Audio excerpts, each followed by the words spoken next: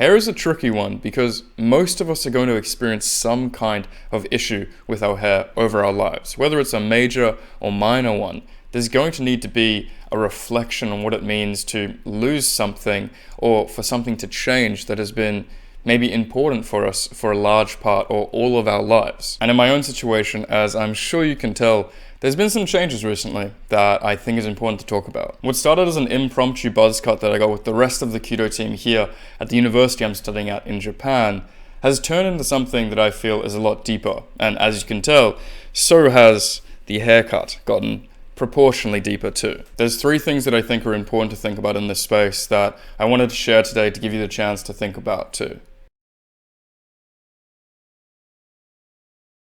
Most things don't matter to others as much as they matter to you.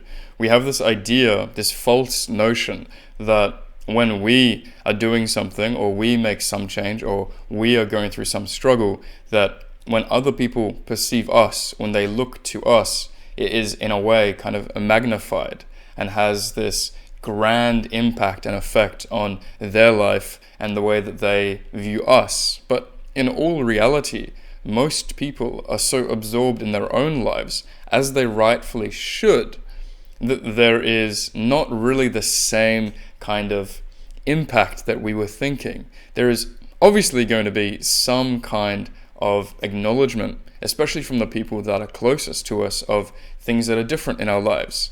We might get a different haircut, we might move to a different country, we might start a different job.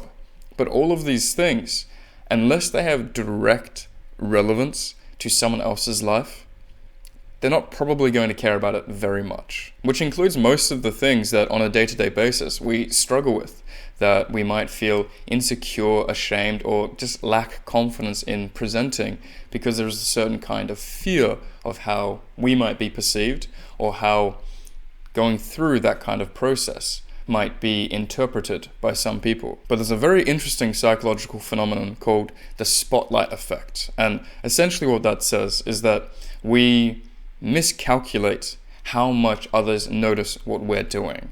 And I think it's a very interesting example to think about magicians, right? And sleight of hand. We think that if someone is right directly in front of us, that we're just going to see everything that's going on. But our beam of focus in a particular moment is usually pretty helpful for these people to be able to make these little tricks and to make these little deceptions.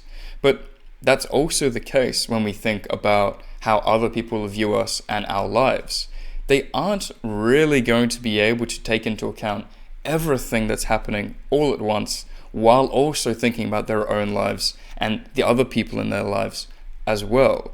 There is only so much information that a human can focus on at once. And when people, again, are so absorbed in their own lives, the other things that are happening around them can very easily just go unnoticed, can go by without really even any consideration at all. What this means is oftentimes the largest audience is just the one in our head, and we misplace that perceived audience for a real one. When we're approaching something new or about to make a bold choice, there's something that I think we should keep in mind. Do whatever it is you want to do, not for the watchers, but for the work. That is how we can make sure that we are more aligned with what we're actually wanting to do, rather than just how we're wanting to be perceived. And again, at the end of the day, that perception is hopelessly flawed. So why would we want to pander to that instead of align with ourselves? What is most aligned with your best self-interest usually isn't what is most comfortable, convenient, or conventional. I often see people talking about being selfish or engaging in one's own self-interest as a purely negative thing. And while I can absolutely acknowledge and understand that it can be negative, there absolutely is ways that people can pursue a shallow kind of self-interest. I feel like including that as the only means to be able to express the self-interest, I think is very flawed and unhelpful. Because ultimately, there's so many more situations where we are given the chance to be able to fulfill our highest self-interest, our deep self-interest in a way that is not only aligned with what is best for us, but ultimately what's best for others as well. And so when we consider these situations where we want to do something that might rub a few shoulders the wrong way or rock the boat, I think we need to reflect. We need to take a second to consider what that is actually saying. Are we just trying to conform? Are we just trying to do what is conventional because it's familiar, because it's easy, because it's convenient and comfortable?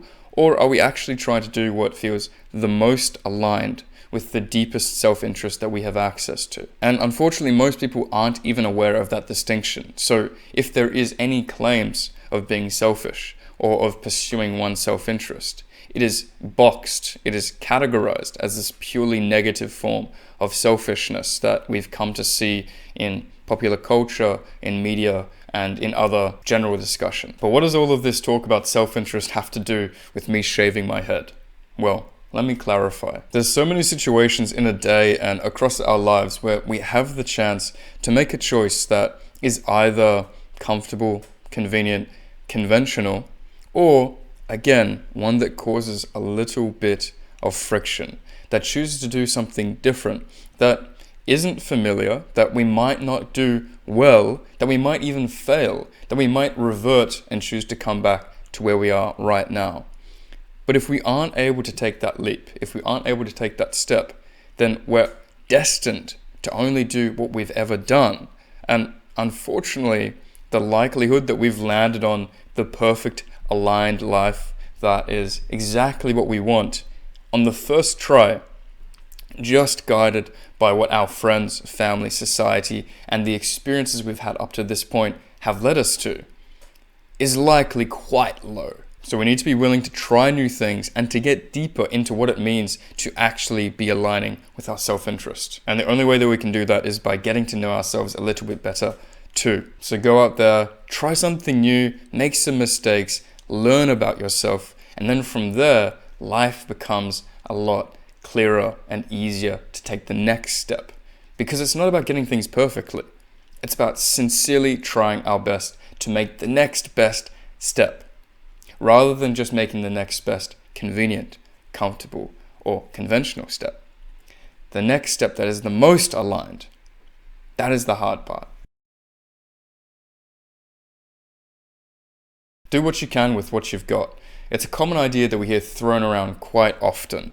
But ultimately, when we think about so many industries that exist, they aren't there to do what you can with what you've got. They are trying to overextend oneself to be able to make up for perceived insecurities and flaws that have been presented or projected onto us by these industries. And of course, these industries don't exist in a vacuum. There are obviously people that do seem to really think it's important to have certain things when it comes to, let's say, physical attractiveness. Oh, you're bald? Go get a hair transplant. Oh, you're too short? Oh, well, extend your shins. Oh, your face is a little bit misshapen and naturally unbalanced? Well, just go get surgery. Great, surgery can fix everything. But I'm not necessarily against surgery or cultivating one's appearance in these sorts of ways. But I think it's much more important to consider what is underlying these decisions. Are we doing it out of appreciation or genuine love and respect for ourselves? Or do we feel as though we need these things to be good enough for the partner or for the friends or for the life that we're wanting? Where are we drawing our significance from when it comes to these decisions? So when we inevitably have these things that happen in our lives that we can't control, that have in a way been forced onto us, either by nature or by others, we have a choice. We can either play the victim and stay in that role of feeling hard done by, and that there's nothing that can happen, and that there's nothing that can change, and that our life is over. Or we can try to take accountability for as much of the process, as much of the situation that we can. We can focus on what we can change, and we can move forward nonetheless. This isn't to say that that path is easy. It is quite difficult. But it is something that I think radically improves our lives. And sure, there might be some early stage interventions that we can sometimes take advantage of, whether it's to something like balding or something like cancer even. But I'd argue that when it comes to most of the day-to-day disruptions that we experience, we can't control our genetics, we can't control whether someone likes us, we can't control how people treat us. In these things, the solution isn't to try harder at making the thing that is outside of our control come into our control. Most of the time, the answer is simply to relinquish that which already is out of our control and to focus on what is inside of our control. Show your strength, show your character, make the decision you know you need to make. Peace.